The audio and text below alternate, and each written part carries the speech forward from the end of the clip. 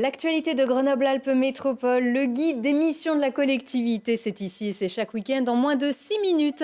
Et alors que ce JT hebdomadaire se nourrit d'infos positives, on ouvre cette édition avec le pont de la Discorde entre la ville-centre et Fontaine, relié entre autres par le pont Esclangon, fermé aux voitures. Cette semaine, le maire de Fontaine a appelé à manifester pour protester contre les conditions de cette fermeture décidée par arrêté par la ville de Grenoble. Reportage Charlotte Faulkner.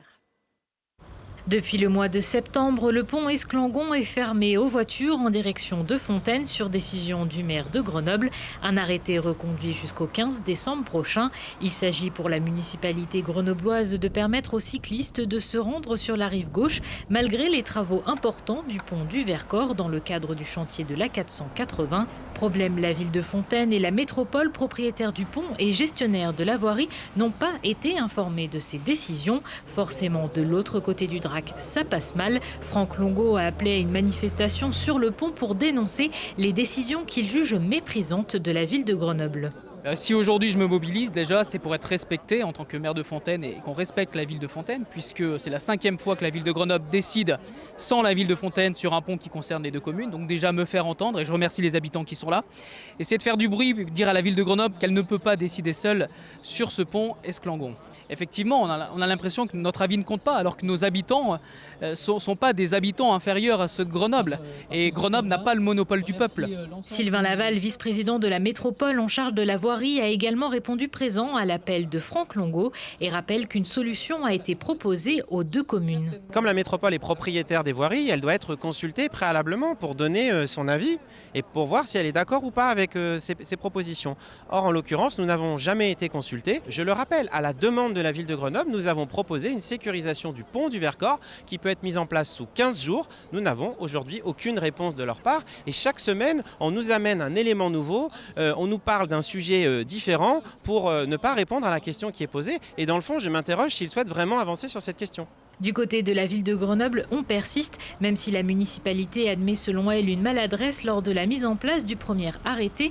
Il n'est pas question pour eux de rouvrir le pont aux voitures, du moins pas pour le moment. L'arrêté s'est arrêté au 14 octobre. La solution de sécurisation n'a pas été mise en place. Donc on a prolongé notre arrêté tout naturellement. C'était convenu de toute manière que tant qu'il n'y avait pas de solution alternative sécurisée pour les cycles, on maintiendrait le pont fermé pour permettre aux cyclistes de passer. Comme pour le premier arrêté municipal, la métropole a décidé de déposer un nouveau recours auprès du tribunal administratif.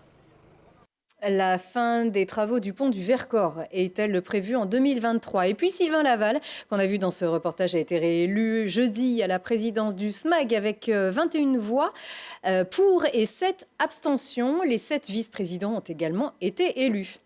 Avec l'arrivée du froid, les particules fines se multiplient dans l'atmosphère, principalement en raison du chauffage au bois. Et à la suite d'un appel à candidature de Grenoble-Alpes Métropole et Atmo, 30 communes se sont portées volontaires pour installer un microcapteur sur son territoire pendant 1 an. Parmi elles, Noyaret va poser le petit boîtier sur le toit de son école Le Mûrier et mesurer ainsi les taux de particules fines.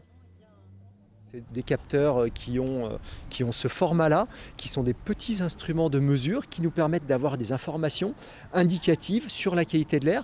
Mais du fait de leur nombre, cette information indicative fait qu'elle devient pertinente parce qu'on a beaucoup plus d'appareils que les appareils que l'on utilise habituellement, qui sont des appareils normalisés, qui sont beaucoup plus lourds, beaucoup plus compliqués à installer. Là, on mesure des poussières en suspension. Donc l'idée, c'est d'affiner les données d'Atmo et de faire prendre conscience aux habitants de la commune de Noyaret, mais aussi des 29 autres communes de la métro où un capteur a été posé, que non seulement ils peuvent agir de façon négative, j'allais dire, sur la qualité de l'air en ayant un chauffage au bois non performant, mais surtout qu'ils peuvent agir de façon positive, c'est-à-dire en changeant leur chauffage. Et là où on est assez performant, c'est qu'en plus on les accompagne pour les changer avec une aide qu'on appelle la primaire bois et qui peut leur permettre, pour les plus modestes, de changer leur chauffage avec un reste à charge quasiment nul.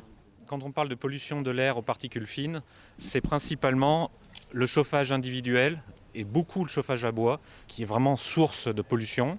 Donc on prend une bûche d'une dimension classique, environ 30 cm, et qu'on la met dans notre foyer ouvert et qu'on on y met le feu.